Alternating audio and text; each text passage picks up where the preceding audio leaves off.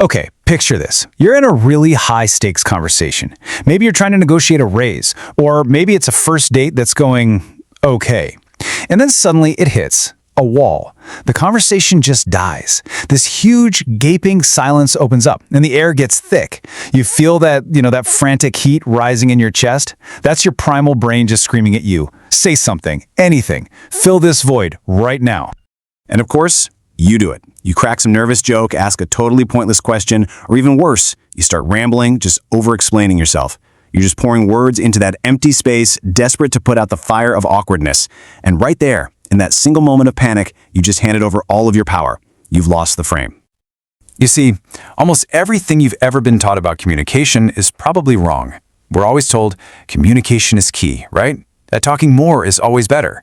That silence is rude, it's awkward, it's a sign that you're weak. But I'm going to let you in on a little secret. Silence is one of the most powerful, most dominant, and frankly, most effective tools you have in any human interaction. Now, to really get why, we have to strip away all the layers of civilization for a second and look at our raw biology. Yeah, we've got to go back to the source code to understand our primal fear of silence and what noise really signals to another person's brain. This right here explains so much. Just look at a troop of chimpanzees. Who's making all the noise? Is it the leader? Not a chance. Over on the left, you've got the silverback, the alpha. What's he doing? He's sitting in absolute stillness. He's just observing. All that screeching, the chattering, the frantic signaling, that's all coming from the betas on the right. Why? Because they're terrified of being overlooked or attacked. Noise in the wild is a distress signal. It's basically screaming, "I am here. Please see me. Please don't hurt me." And guess what? We are no different. When you rush to fill a silence, you are triggering a deep, deep evolutionary circuit in the other person's brain. You're signaling fear. You're signaling that you're not comfortable in your own skin. And their biological response is almost always to pull back. Okay, so if biology tells us that noise signals weakness, then how exactly does silence create strength? Well, the answer is all in the psychology. And it's a really powerful concept we can call the vacuum effect. So here it is, the vacuum effect. The human brain is basically a pattern-matching machine. It absolutely despises uncertainty. It hates ambiguity. It can't stand a void. So when you stay silent, you create this psychological vacuum, right? A space of unknown intention. And since nature abhors a vacuum, the other person's brain will scramble to fill it with their own words. Think about it like this. When you're the one talking, you're giving away information. You're providing answers, you're revealing your thoughts, your motives, your insecurities. You are making yourself predictable.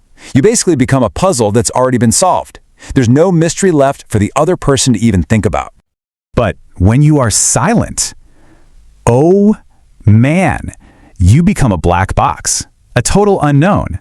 And the other person's brain just goes into overdrive trying to figure you out. Are they mad at me? Do they disagree with what I said? Do they know something I don't? Their internal monologue becomes this frantic search for answers, and they feel this overwhelming compulsion to start talking, to start qualifying themselves to you. So who really controls the frame in any interaction? It's simple, so simple.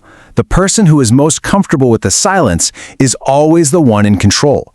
By doing absolutely nothing, you force them to do all the work. The problem is, most of us are completely unaware of how we're failing this test every single day.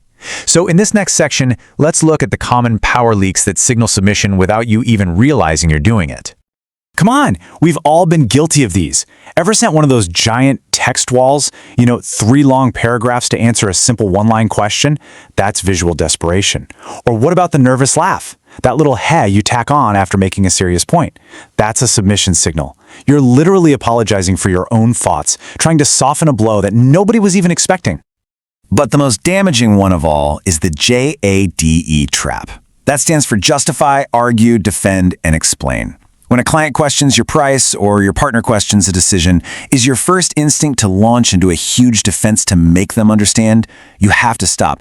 Every single time you do this, you are putting them in the role of the judge and you're the defendant. You are literally handing them the gavel. And this gets at a core truth, especially in our personal relationships.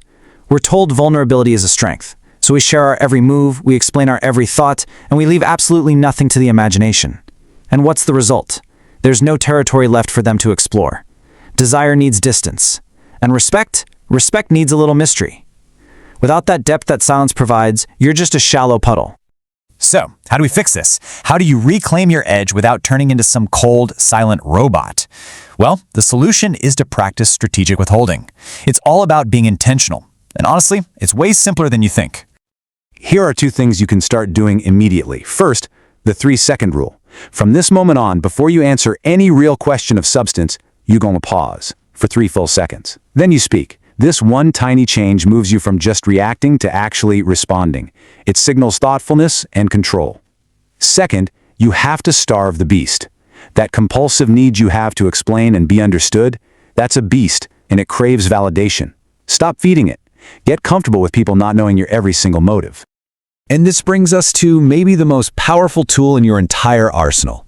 When someone demands an explanation for a decision you've made, why did you choose that option? Why won't you go out with me? Your answer can be this simple phrase: because I decided to. And then, and this is the most important part, you stop talking. You let the silence do the heavy lifting. Ultimately, this is the entire goal. You use your silence as a mirror. When you're a black box, people can't help but project their own assumptions, their own fears, their own insecurities right onto you.